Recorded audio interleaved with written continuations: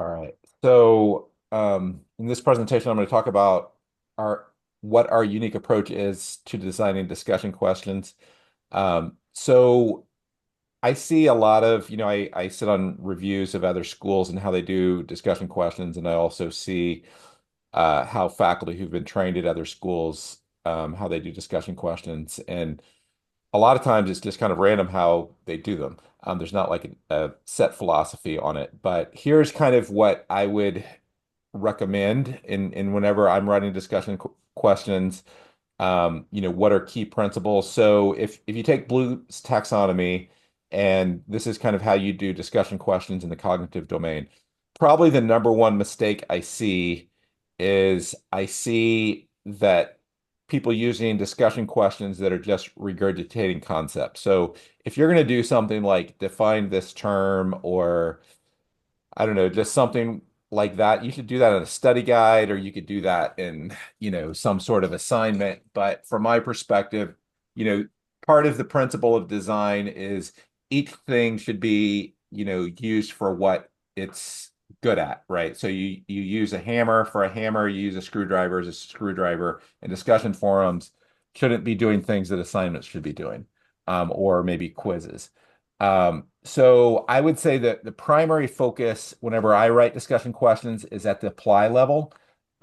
So personal reflection, contextualizing to work context, and applying to professional experience. So a lot of times that's what I'm trying to do, is to get them to relate. Now, sometimes I will have them do a lower level blooms if I feel like they may not understand the concept before they start applying it.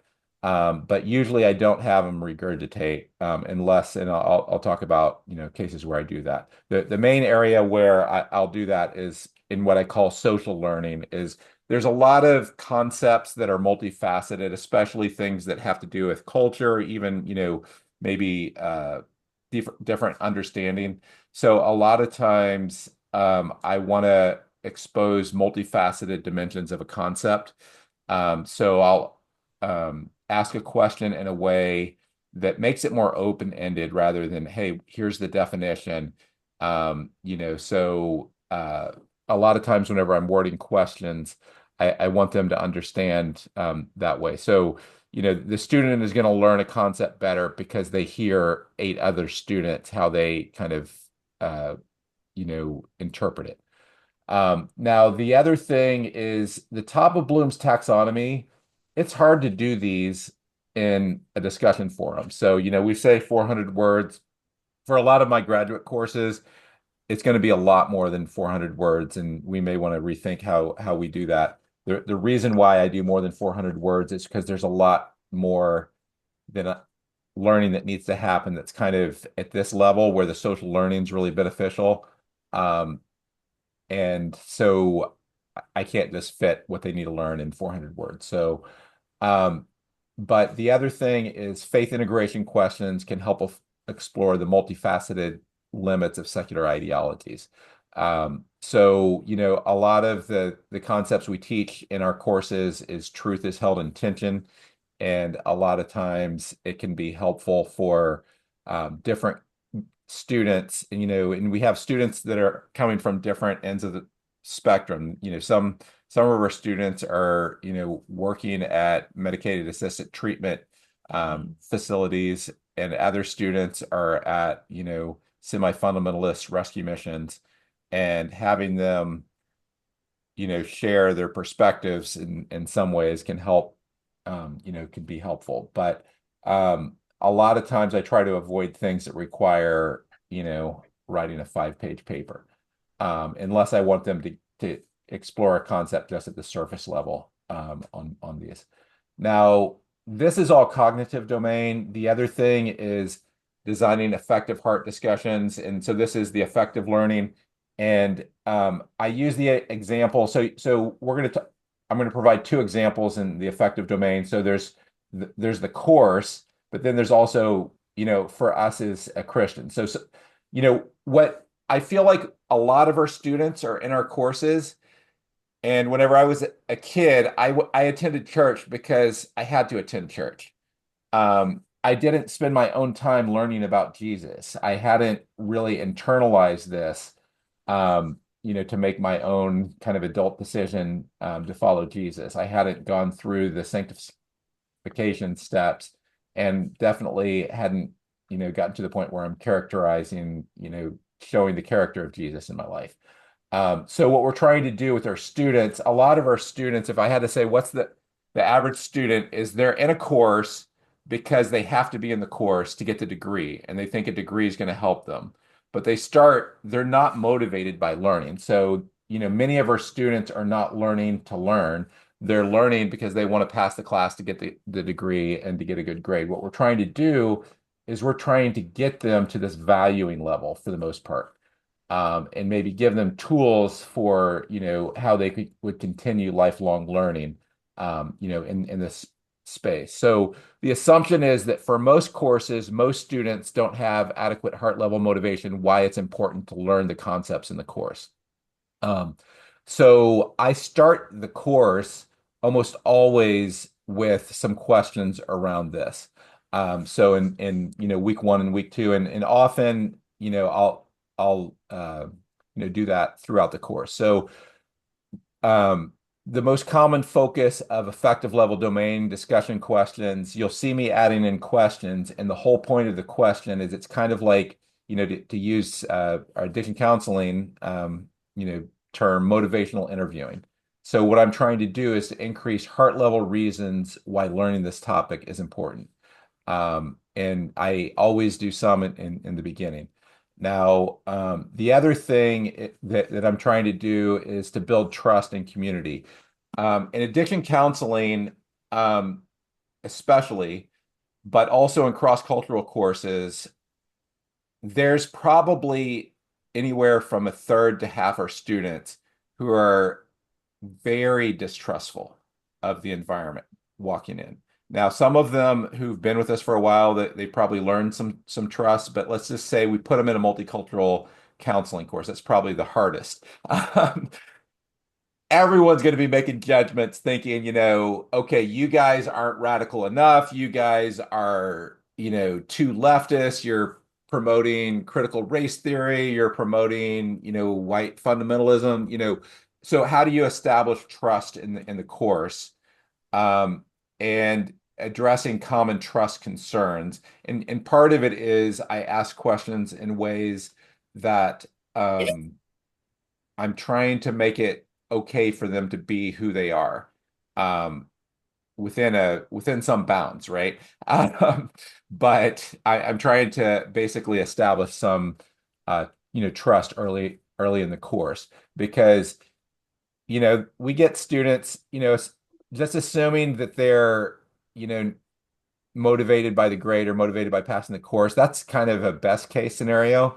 There are probably some students who are openly hostile to the topics in a course, and they're just sucking it up to learn them because they have to get the grade. So, recognizing that, that may be the case in some,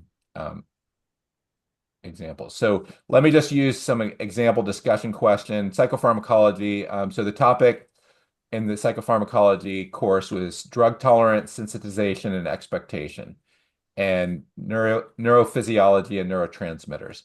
So I'm starting with those assumptions that there may be some distrust, but also especially why does this matter?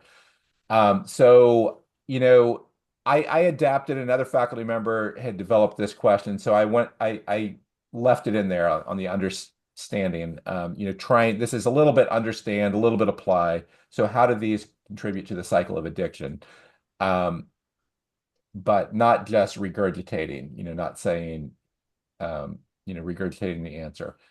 And I'm also walking them kind of up through Bloom's taxonomy. So I'm trying to get them to value this. So explaining how having a better tolerant understanding of this can assist you in counseling those in addiction recovery, provide examples. So this is an example of social learning. So by providing examples, I didn't see, Dina, you were in the course. Did you have students that provided examples that were kind of what I'm trying to do is bring multifaceted examples where someone might say, Yeah, I saw that someone came in and I saw the signs that they might be going through alcohol withdrawal, and I understand the significance of that.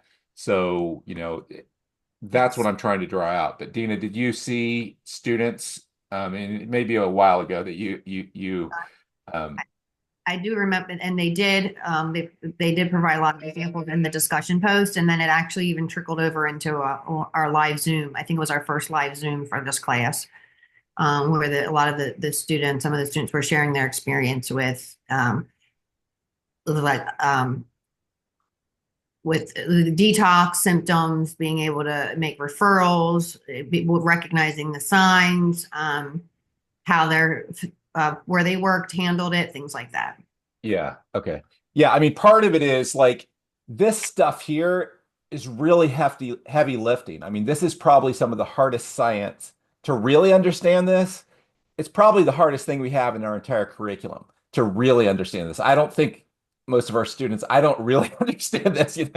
I mean, this stuff is really, really deep. So why would you go through that level of difficulty to learn it at that level of depth? Well, that's what I'm trying to get them to do. So, um, and then I'm kind of explaining the difference between undergraduate and graduate, and that's kind of the point of this third question. So I'm saying, that at the undergraduate level, it's just a high level understanding of the different drugs without going into the science and neurophysiology of neurotransmitters is done in graduate. So this course is a really nerdy course, to be honest, a very, very scientific medical, course.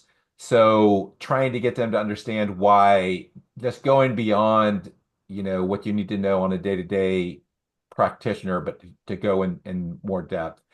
And then this gets them to relate it to more specific applications. So, as you're working with a client, and they might mention that they're using, they're considering a certain medicated assisted treatment. Well, knowing the addictive profile of various medication assisted treatments, um, some it's largely a substitute addiction. For others, it's considered a medicated assisted treatment, and there isn't nearly as strong of addictive tendency. So like methadone is considered not, and so just understanding these details are pretty important. And that's what I'm trying to get them to draw out. So is there any more, Dina, that you would talk about from that course of how, the students shared on these questions that kind of help them be more motivated to learn? Well, a lot of from the discussion we had in the Zoom, it seemed like a lot of them had a misunderstanding or perhaps a bias about MAT, based on just their own that one experience where they worked, and so being able to talk about um, the benefits of MAT, the effectiveness, how different places approach it, it seemed like it opened their mind. Yeah. And Yeah, I mean, one of the main goals in this course is not to throw all MAT in one category, right? So, methadone for a lot of rescue missions is just outside of their values. They view it as substitute addiction, and it's just not their approach. Now, there should be methadone clinics, but as most rescue missions say, we're not going to be a methadone clinic. And I think that's completely fine. Having said that, there's a whole range of medication assisted treatment, and I think more and more the profiles are not near, substitute addiction, right? Um, and I think that, helping them understand that is important, right? Okay, so that's some examples of how I'm doing that. So a lot of times I write these questions, but I don't explain, really why I'm writing them this way. So if people are writing them, um, I spend a lot of time thinking about, discussion questions. And if I go through a course and I help rewrite a course, usually the number one thing I'm going to change is the discussion questions because it's rare that I see them well written to recognize. I mean, it's not that different than counseling. You start with where students are and then you move them forward. The difference is I think we all assume that students are eager beavers they're already characterized like Jesus and they all really want to learn all this stuff. That's not where they're at. You got to start with where they're at and move them forward. So the other thing is what's the role of discussion questions and faith integration and contextualization? So you start with a general generic course. So psychopharmacology is of addiction, right? And this is actually a good example for a course. So general generic course, and this course might have been 60-20-20 for psychopharmacology. It's probably it was more like, yeah, I would say it's 60-20-20 is probably. So you start with a general generic course. And then with our justice value, it's about practical education. It's about contextualizing. So why do people come here? It's because they care about that. And this relates to the addiction. So we want them to do personal reflection. We want to value the importance of learning the topic, contextualize to their work context, and apply their professional experience. And to do that personally, organizationally, and contextualizing to the poor and the addicted is what I'm usually trying to get them to do. So, um, and then Christian integration. So if I have a course, and I've had faculty give me this comment, and they just read through the discussion questions, and they're like, "Hey, 60% of these discussion questions relate to uh, faith integration, but I only am trying to get the course to be 20% faith integration." Well, the reason why is I don't have any assignments at all that relate to faith integration. And that course might be an example. But often what I do is I would say if I'm trying to do significant faith integration, about half of the discussion questions are going to be related to faith integration because often those are best handled in discussions and because it's multifaceted. Um, I might do 1 to 2 major assignments in psychopharmacology. I can't remember what I did in that. I Yeah, I can't remember. Do you remember what I did for faith integration in that course, Dina? I don't. It was that book. Yeah, we had a book, but I can't remember on the assignments. But anyway, and sometimes I'll just pull one faith integration question into another assignment. Um, So, um, just recognizing that discussion questions are kind of uniquely effective at Christian integration, but they're also uniquely effective at contextualizing. So a lot of times in how this relates is you have Christian integration and you have usually addiction specific integration. So I'll try to, provide that bridge. So um, yeah, so that let me just ask, do people have any questions or comments on any of that?